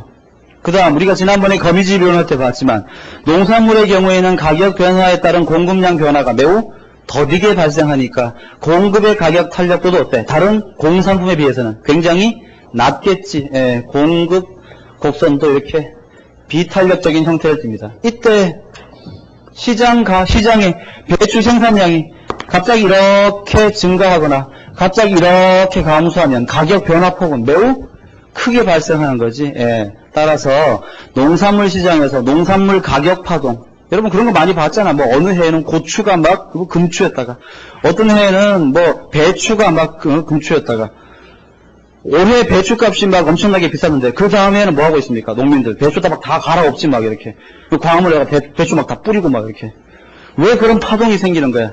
바로 수요와 공급의 가격 탄력성이 매우 낮기 때문에 그런 거야. 이해가시죠? 만약에 이게 농산물 시장이 저렇게 비탄력적인 형태가 아니고 무슨 전자제품이나 공산품처럼 수요도 굉장히 탄력적이고 공급도 굉장히 탄력적이라면 어때요? 웬만큼 공급이나 수요가 변해도 가격의 변화폭은 굉장히 작겠지, 그치? 별거 아니야. 그 얘기입니다. 그러니까 여러분들께서 읽어보세요. 됐어요. 80페이지. 조세부담의 귀착. 80페이지 잠깐 펴세요. 80페이지. 조세부담의 귀착이라는 그 타이틀 옆에다가 별표를 제 마음 같아서는 한 100만 개쯤 치고 싶은데 100만 개 치다 보면 날 셀 테니까 여러분들이 가능하면 좀 확실하게 한 3개 정도만 쳐보세요. 내가 옛날에 이렇게 얘기했더니 말이야. 실제로 100만 개 치고 있는 사람 봤어.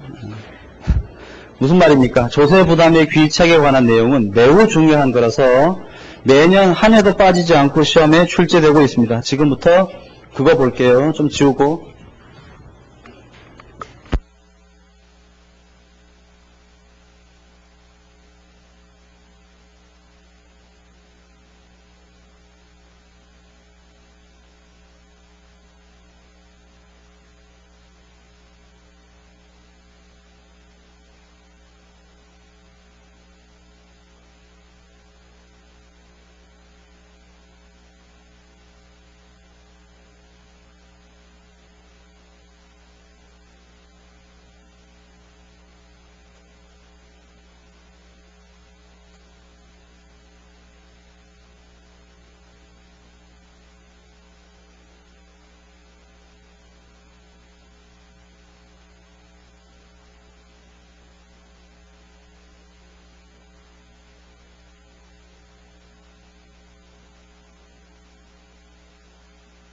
자, 조세부담의 기차, QP 혹시 이 중에 세무사 시험 보실 분 계시면 이쪽 부분은 아주 완벽하게 정리해야 됩니다. 그쪽에서는 훨씬 더 깊게 나와요.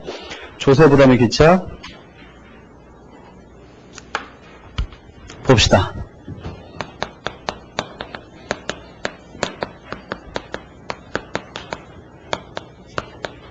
저는 타이틀을 좀 다르게 쓸게요. 조세 부과의 경제적 효과라고 쓰겠습니다. 조세를 부과하면 경제에 어떤 변화가 생기겠는가? 첫째, 여기에 프라이스, 여기에 수량, 여기 디맨드 커브, 여기 서플라이 커브.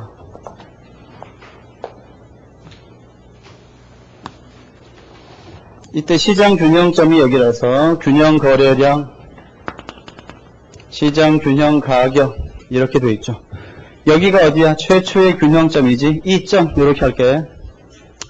이 시장을 편의상 맥주 시장이라고 해봅니다.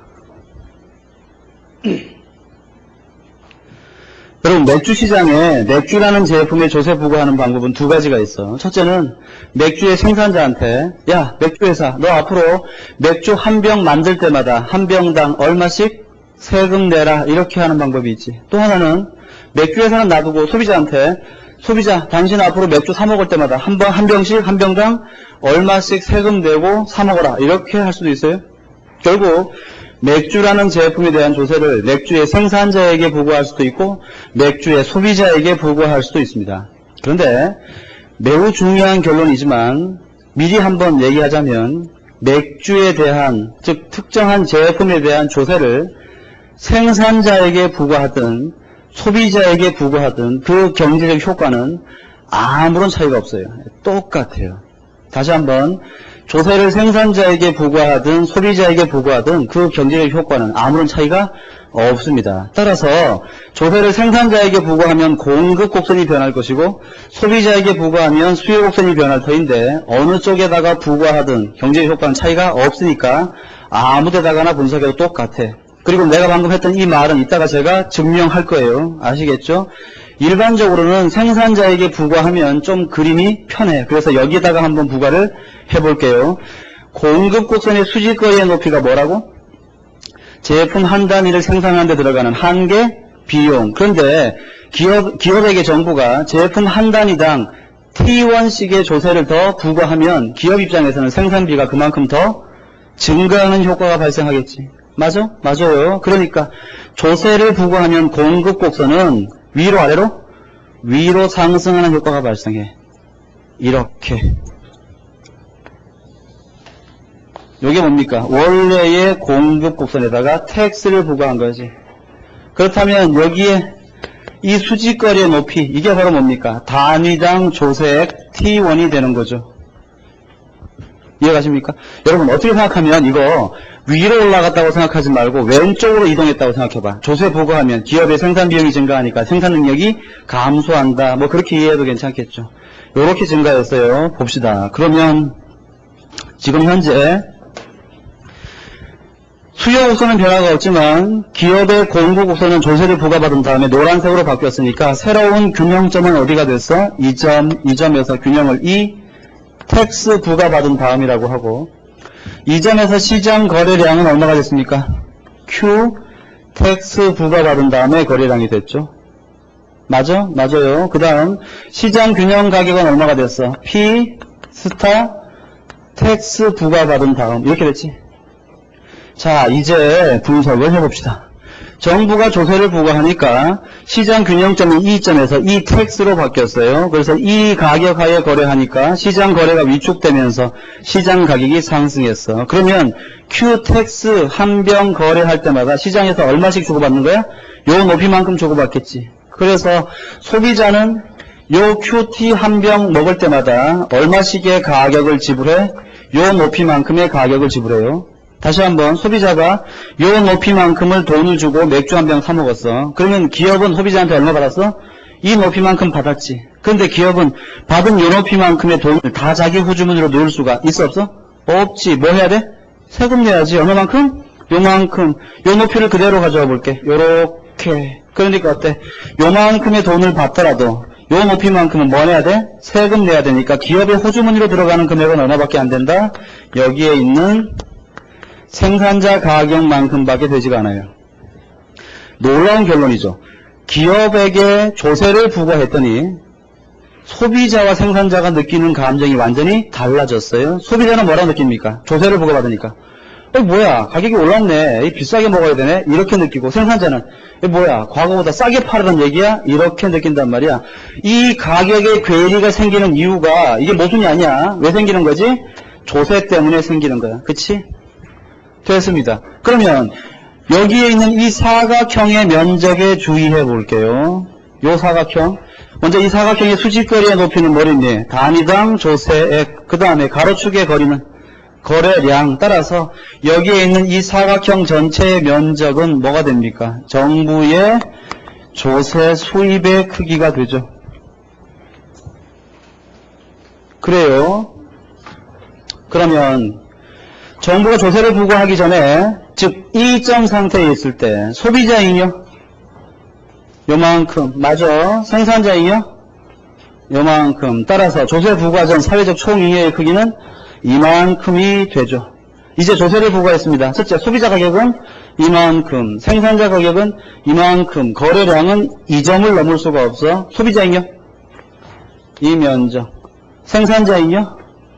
요 면적. 오, 조세를 부과하기 전보다 얼마만큼이 모자라? 여기 있는 이 뭐라고 그래? 이 사다리꼴인가? 이만큼의 면적이 지금 모자라죠. 그런데 부족한 이만큼의 면적 중에서 다행스럽게 이 노란색 사각형의 면적은 소비자와 생산자는 못 가졌지만 누구의 호주머니로 들어갔어? 정부의 호주머니로 들어갔으니까 사회 전체적으로 사라진 건 아니야, 그지? 그렇지만 정부의 호주머니로 들어간 요 면적을 고려하더라도 여전히 회복이 안 되는 부분이 있죠. 바로 여기 빗금친 빨간색의 면적입니다.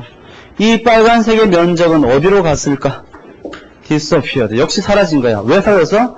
아까도 얘기했죠. 정부가 시장 거래를 원활하게 그냥 놔뒀으면 이만큼의 사회적인 후생이 이렇게 많은 거래량 하에서 만들어졌을 텐데 조세라는 제도를 부과하니까 시장 거래가 위축되고 그것 때문에 이만큼의 만족이 사라진 거란 말이야. 아까 최저가격제나 최고가격제 경우에도 마찬가지였죠. 그래서 여기에 있는 이 빨간색의 면적, 이걸 뭐라고 그러냐 하면 정부의 조세 부과로 인한 후생 손실이라고 불러요. 또는 조세 부과로 인한 경제적 비효율성이라고도 불러. 그 다음 세 번째, 조세 부과로 인한 후생 손실, 조세 부과로 인한 경제적 비효율성. 요걸 다른 말로 또 사중 손실이라고 부르는 경우도 있죠. deadweight loss. 사중 손실. 또 다른 말로는 뭐라고도 부릅니까? 초과 부담이라고도 불러요. excess burden. 이렇게. 이게 다 같은 말이에요. 조세 부과로 인한 경제적 비효율성 또는 사회적 후생 손실 또는 사중 손실, 초과 부담이라고 불러. 이 둘은 뭐 어렵지 않은 표현이고, 사중 손실, 놀라운 해석이죠. 데드, 죽었단 말이지. 중, 웨이트, 무게. 손실, 로스. 좀 옛날에 공부하신 분들이 이런 표현 좋아하시는데 요즘엔 잘 안 쓰고요. 최근에는 초과 부담에 excess burden이라고 쓰는데 왜 초과 부담이라고 부를까? 여러분, 원래 정부가 조세로 거두려고 했던 면적은 어디야? 이 사각형이지. 근데 결과적으로 빨간색 면적만큼이 초과적으로 더 거쳤지. 국민들 입장에서는 그만큼 부담이 더 커졌다, 그런 뜻이에요. 요게 의미하는 건 뭔가 하면, 여러분 잘 봐. 정부가 자동차세를 100억을 신설했어. 그래가지고 100억만큼의 자동차세를 걷었어요. 그 다음에 자동차를 가지고 있는 사람에게 그 100억을 그대로 다시 나눠줬어. 그러면 국민들의 후생은 변화가 없을까? 아니란 말이야. 요만큼이 감소된다 그 말이야. 즉 무슨 말인가 하면 조세를 거두는 과정에서 100억보다 빨간색 면적만큼 이미 더 사라졌기 때문에 요 네모가 100억이지, 그지? 요걸 다시 줘도 이건 회복이 안 되는 거야. 예, 그런 뜻입니다. 이해가십니까? 됐어요. 그 다음, 여기는 사각형의 면적 중에서 사각형을 위쪽에 A라는 면적과 아래쪽에 B라는 면적으로 구분해 봅시다. 위쪽에 A 면적은 원래 누구 호주머니에 들어가 있던 거야? 여러분, A 면적은 원래 소비자 생산자 누구의 의미예요? 소비자의 의미였지. 그치? 또 B 면적은 원래 누구의 의미였어? 생산자의 의미요. 근데 A 더하기 B 면적이 정부의 조세 수입으로 잡혔다는 얘기는 정부에게 납부한 조세의 총 금액 중에서 A 면적만큼은 사실상 누가 낸 거야? 소비자가 냈다는 얘기지. B 면적만큼은 생산자가 냈다는 뜻이에요. 그런데 최초에 조세 누구 보고 내라고 했습니까? 기업 보고 내라고 했잖아. 정부가 기업 보고 내라고 한 조세를 알고 보니까 소비자와 생산자가 서로 나누어 냈다라는 뜻이지. 그렇다면 A 면적만큼은 기업이 자기가 내야 될 조세를 소비자에게 넘긴 게 되는 거죠. 이와 같이 조세는 법적인 납부 책임이 있는 자와 실질적인 부담자가 달라요. 따라서 조세의 조세의 법적인 납부 책임자가 조세의 법적인 납부 책임이 없는 자에게 조세의 부담을 떠넘기는 행위, 이걸 조세를 미뤘다, 전가시켰다, 조세의 전가라고 부릅니다. 조세의 전가란 조세의 법적 책임이 있는 자가 법적 책임이 없는 자에게 조세 부담을 떠넘기는 행위를 말해요. 조세의 전가.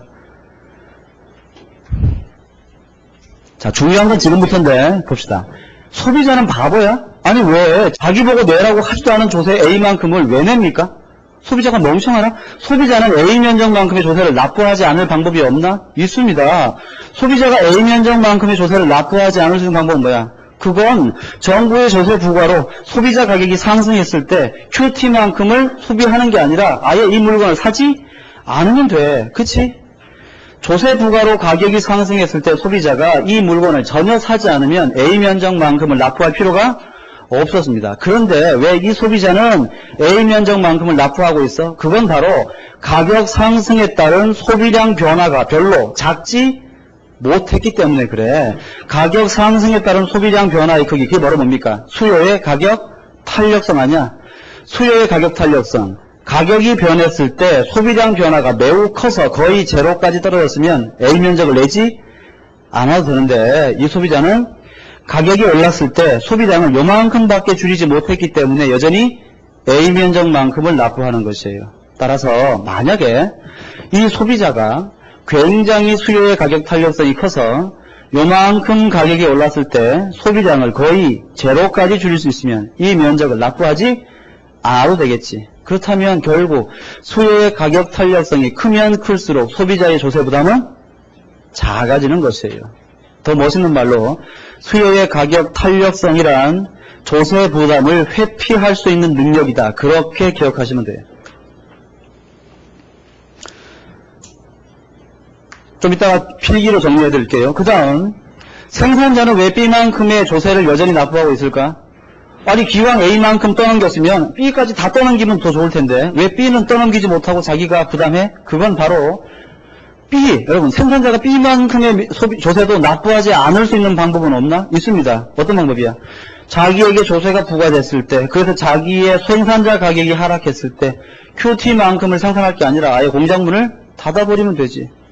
그러면 조세를 납부할 필요가 없어요. 그런데 왜 이 생산자는 B만큼의 면적을 납부하고 있나? 그건 바로 가격 하락에 따른 생산량 감소 폭이 별로 크지 못하기 때문에 그래. 가격 하락에 따른 생산량 감소의 크기, 그게 바로 공급의 가격 탄력성이고, 공급의 가격 탄력성이 컸다면 생산자의 조세 부담은 더 작았을 터인데 공급의 가격 탄력성이 충분히 작지 못했기 때문에 생산자는 이만큼의 면적을 부과해.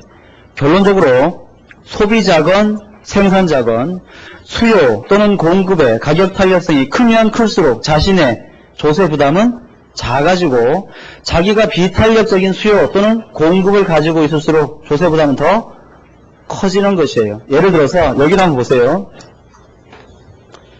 저거랑 비슷한 그림을 다시 한번 그려볼게. 여기에 디맨드 커브 있고요.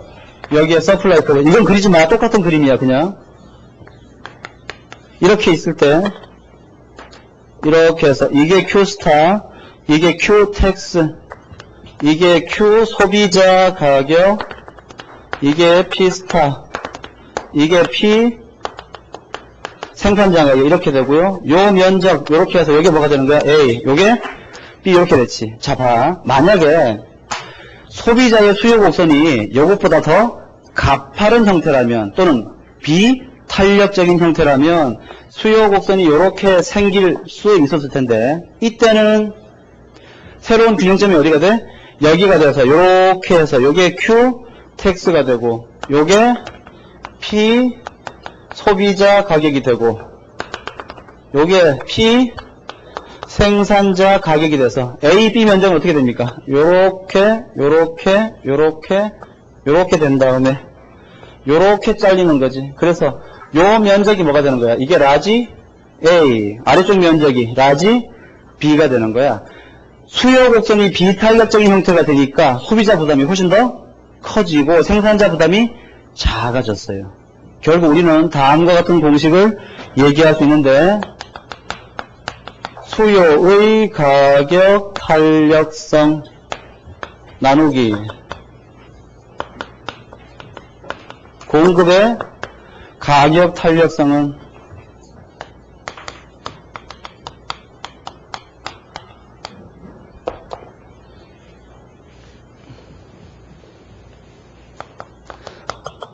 생산자의 조세 부담 나누기 소비자의 조세 부담 이런 식이 가능합니다.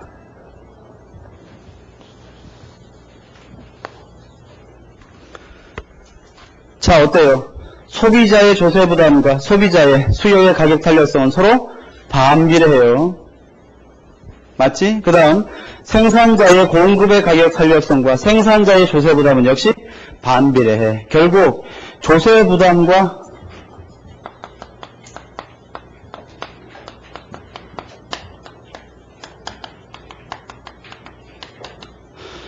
반비례하는 것이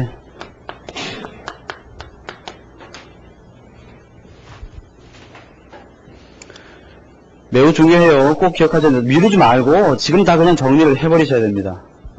자, 여기 봅시다.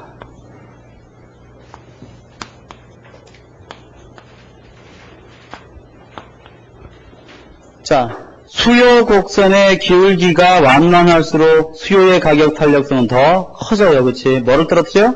공을 떨어뜨려. 이 경우에는 소비자의 수요의 가격 탄력성이 더할 나위 없이 커지겠지. 자, 이 경우에는 소비자의 조세 부담은 어떻게 될까? 없어집니다. 소비자의 수요 곡선이 이런 형태가 되면 모든 조세 부담을 누가 집니까? 생산자가 다 부담해요.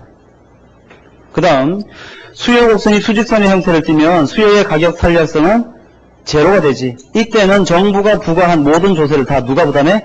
소비자가 부담하고 생산자는 한 푼도 부담하지 않습니다.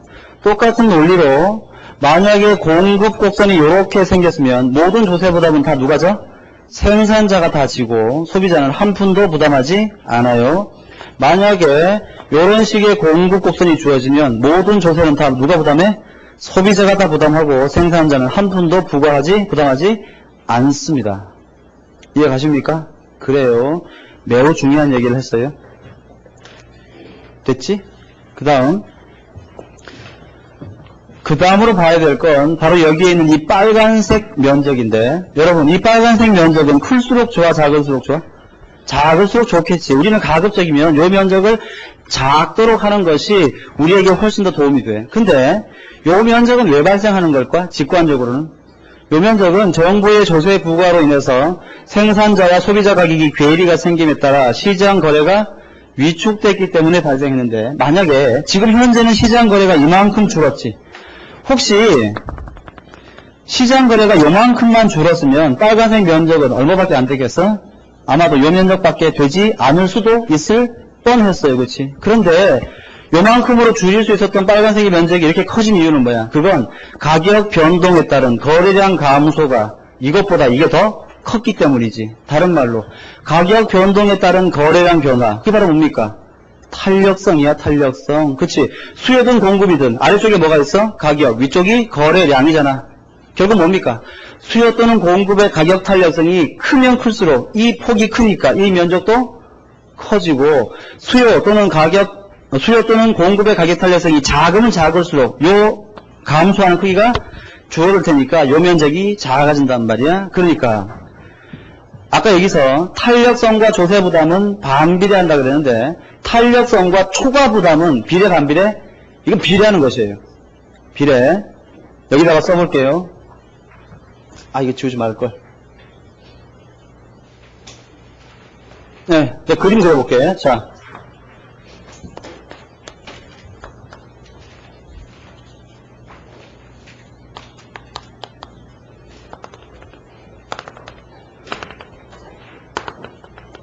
여러분, 지금 현재 빨간색이 면적은 여기지.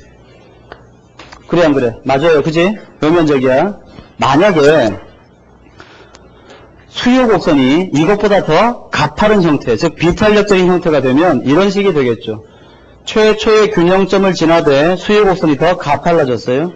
이때는 빨간색의 면적이 어떻게 계산돼? 여기서는 이렇게 돼가지고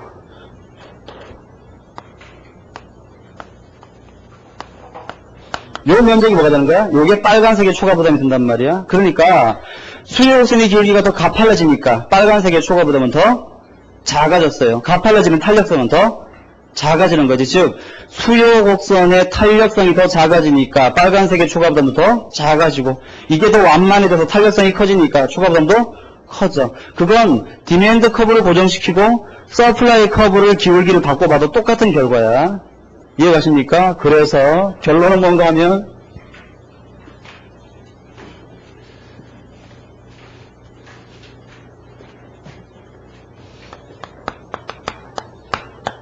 수요 또는 공급의 가격 탄력성과 초과 부담 이것의 크기는 비례한다, 안 비례한다? 비례하는 것이에요. 여러분, 이거 우리 교재에 어디에 나와 있냐면 딱 한 줄로 나와 있어요. 어디인가 하면 82페이지 보세요. 82페이지 목차 작은 4번 보시면 82페이지 작은 4번 밑줄 작은 4번 앞에다가 별표 크게 하나 치시고 밑줄 수요 또는 공급이 탄력적일수록 수요 또는 공급이 탄력적일수록 조세 부과에 따른 사회적 후생 손실 또는 초과 부담은 더 커진다, 증가한다. 가능하십니까? 이해하세요?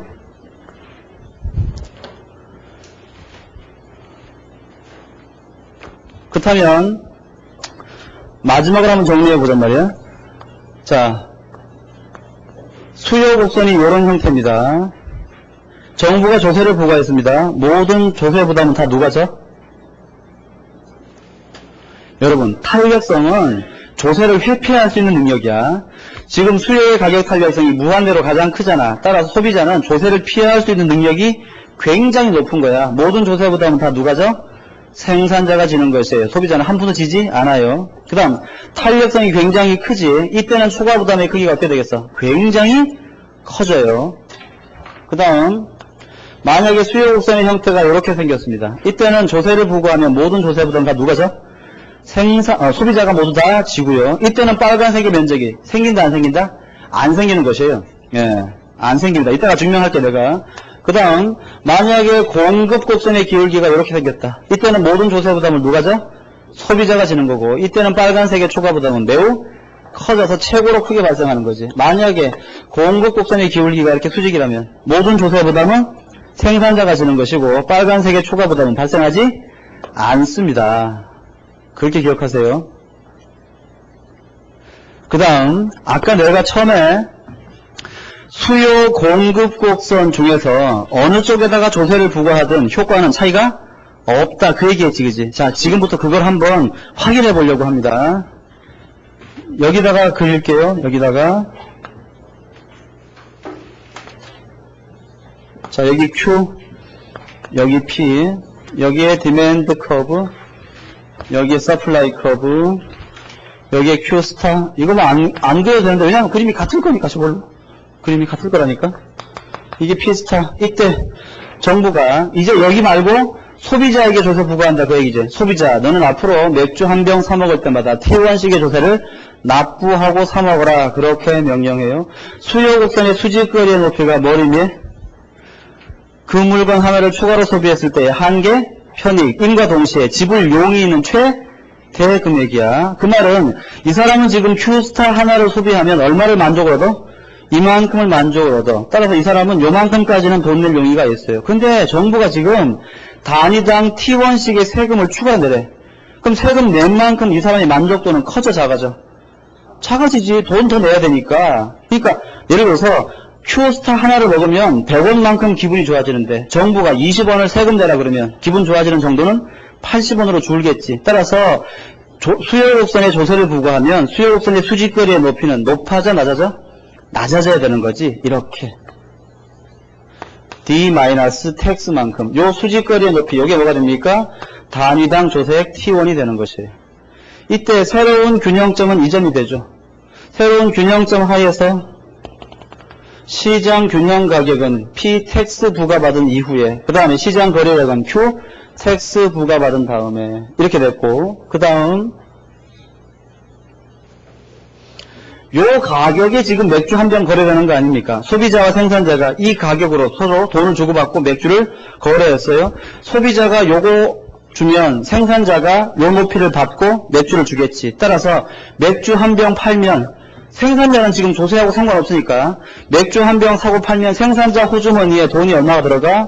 요 높이만큼 들어가죠. 생산자가 느끼는 맥주 가격은 요거야. 그럼 여러분 소비자는 생산자한테 요 높이 주고 맥주 그냥 사 먹을 수 있어? 아니야. 정부한테 또 이만큼 돈을 더 추가로 내야 되겠지. 그렇다면 소비자의 부담은 생산자한테 내는 금액 요만큼 정부에게 내는 금액 이만큼 합쳐져서 소비자의 맥주에 대한 가격은 이렇게 높아지는 것이에요. 그렇지. 이때 당연히 가운데 있는 이 사각형의 면적은 뭐가 됩니까? 정부의 조세 수입이 되는 거고 이 중에서 A 면적은 누가 납부? 소비자가. B 면적은 누가 납부? 생산자가. 이 면적은 뭡니까? 사회적으로 사라졌어요. 그런데 조세 원래 누구 보고 내라 그래서? 소비자에게. 그렇지만 소비자는 A만 내고 B 면적만큼은 생산자에게 떠 넘기는 것이 뭐야? 조세의 전가. 생산자가 B 면적만큼을 받는 이유는 뭡니까? 공급의 가격 탄력성이 별로 크지 못했기 때문에 그런 거야. 모든 결과가 칠판 왼쪽에 있는 것과 똑같아요. 따라서 조세를 생산자에게 부과하든 소비자에게 부과하든 그 경제적 효과는 차이가 없다. 꼭 기억하시고요. 설마 그런 사람은 없겠지만 만약에 굉장히 꼼꼼한 출제자가 좀 까다롭게 묻고 싶으면 딱 하나를 물어볼 수 있습니다. 소비자에게 조세를 부과했을 경우와 생산자에게 조세를 부과했을 경우에 유일한 차이 뭐야? 그건 바로 생산자에게 조세를 부과하면 조세 부과 후 시장 가격은 상승하지만 소비자에게 조세를 부과하면 조세 부과 후 시장 거래 가격은 오히려 감소한다는 차이만 있어요. 그것까지 알면 완벽한 것이에요. 예. 이해가십니까? 됐습니다. 딱 한 토픽만 더 말씀드리고 쉬도록 할게요.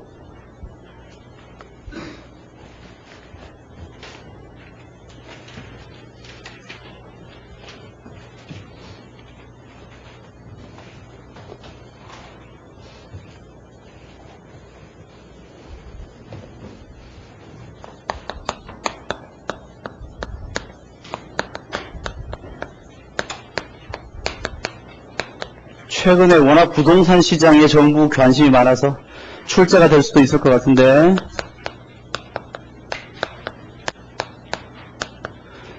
헨리 조지라는 사람이 토지 단일세제론을 주장했어요. 이 양반은 어떤 생각을 했냐 하면 여러분 토지라는 물건은 공급량이 어때? 여러분 오늘 토지값이 굉장히 올랐어. 내일 토지를 한 100만 평쯤 더 시장에 내다 팔 수 있나? 아니지. 토지의 양은 고정돼 있잖아. 대한민국 전체의 토지 양은 고정돼 있죠. 간척 사업을 하거나 개간 사업을 하기 전에는 토지의 양은 변하지 않잖아. 무슨 말인가 하면 우리가 시장에서 거래할 수 있는 물건 중에서 공급이 고정되어 있는 거의 유일한 재화가 바로 토지라고 볼 수 있어요. 제 말 맞아요? 그래요. 만약에 토지라는 물건의 공급 곡선이 단기적으로는 최소한 수직선이라면 이때 수요 곡선이 이렇게 있을 때 토지에 대해서 조세를 부과해 봅시다. 아까 우리가 배웠지? 토지에 대한 조세를 여기다가 부과하든 여기다가 부과하든 효과는 차이가 없다고 했어. 얘는 수직선이니까 옮기기 불편하니까 소비자에게 조세를 부과하는 것으로 한번 해볼게요. 자, 소비자에게 토지에 대한 조세를 부과했습니다. 조세 부과 전 가격은 P 스타이고 거래량은 Q 스타였는데 얘는 바뀌어 안 바뀌어? 안 바뀌는 거지. 예, Q로 할까? Q로 하는 게 더 나을까? 뭐 똑같죠. Q나 S나 Q야. 이제 단위당 T1의 종량세를 소비자에게 부과했습니다. 그러면 얘가 이렇게 돼서 얘는 D-TX가 되고 시장 균형점은 이 점에서 이 T점으로 바뀌고 이때 시장 거래 가격은 PTX가 되는데 그치? 이때 요 가격은 소비자와 생산자가 토지 하나를 거래할 때는 얼마에 거래하는 거야? PTX만큼 거래하는 거지. 따라서 소비자가 생산자에게 요만큼의 토지를 구입하고 지급하는 금액은 얼마입니까? 요만큼을 주죠. 생산자는 요만큼을 받아.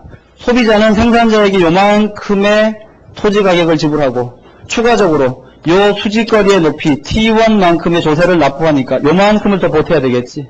맞아? 따라서 요 높이가 뭐가 되는 거야? 이게 소비자 가격이에요. 자, 확인해 보세요.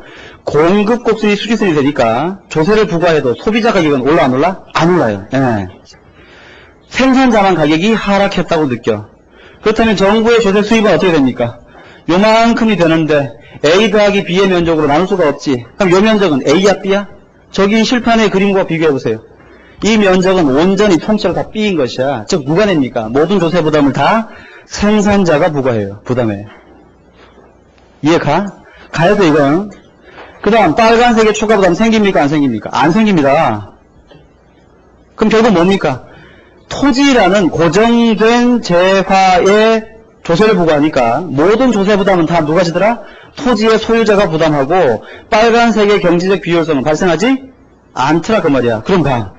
토지라는 물건에다가만 조세를 부과하면 경제의 효율성과 형평성 측면에서 어떤 일이 발생하는지 봅시다. 첫째, 효율성 측면에서는 여기 있는 이 빨간색의 면적이 어때요? 요게 발생하지 않아. 맞지? 그러니까 어때? 좋잖아. 바람직해요. 그 다음 형평성 측면에서 모든 조세 부담을 누가 집니까? 생산자. 여러분 토지 공급자라고 할 때 토지 공급자는 누굽니까? 토지의 소유자 아니야. 토지 소유자 우리가 뭐라고 불러요? 지주라고 부르죠. 지주가 부담해요. 여러분, 지주는 땅을 가진 사람이야. 그럼 지주는 지주가 아닌 사람, 즉 땅이 없는 사람보다 일반적으로 더 부자지, 그치? 부가 더 많은 사람이야. 그치? 이른바 부르주아 아니야. 그치? 그렇다면 봐. 토지에다가 조세를 부과하면 효율성 측면에서 빨간색의 추가 부담이 안 생겨. 게다가 모든 조세 부담은 돈 많이 가진 지주가 다 부담해. 그러니까 어때? 형평성 측면에서도 바람직하고 효율성 측면에서도 바람직한 조세라는 게 알 수 있죠. 결국 이 헨리 조지의 생각은 뭡니까? 나라 안의 모든 조세를 토지에다가만 다 몰아가지고 부과하면 빨간색의 초과 부담은 전혀 안 생기니까 좋고 가난한 사람보다 부자인 지주가 조세 부담을 다 지니까 형평성 측면에서도 바람직하고 완벽한 조세가 아니겠느냐 그런 생각을 했다 그 말이야. 물론 다른 고려사항을 고려하지 않았으니까 이것만 놓고 옳다 그러다를 판단하긴 그렇지만 우리가 배운 내용만 놓고 보면 어때? 이 논리는 굉장히 합리적인 논거가 있는 거란 말이야. 내가 이걸 쓰는 이유는 우리 책에는 없어요. 요게 그대로 시험에 나온다고 쓴 게 아니라 요 논리를 기억하면 말이야. 요 특징과 요 특징을 저절로 기억할 수 있어. 그렇겠지? 꼭 기억해 보세요. 매우 중요한 거였습니다. 됐어요. 쉬었다 합시다.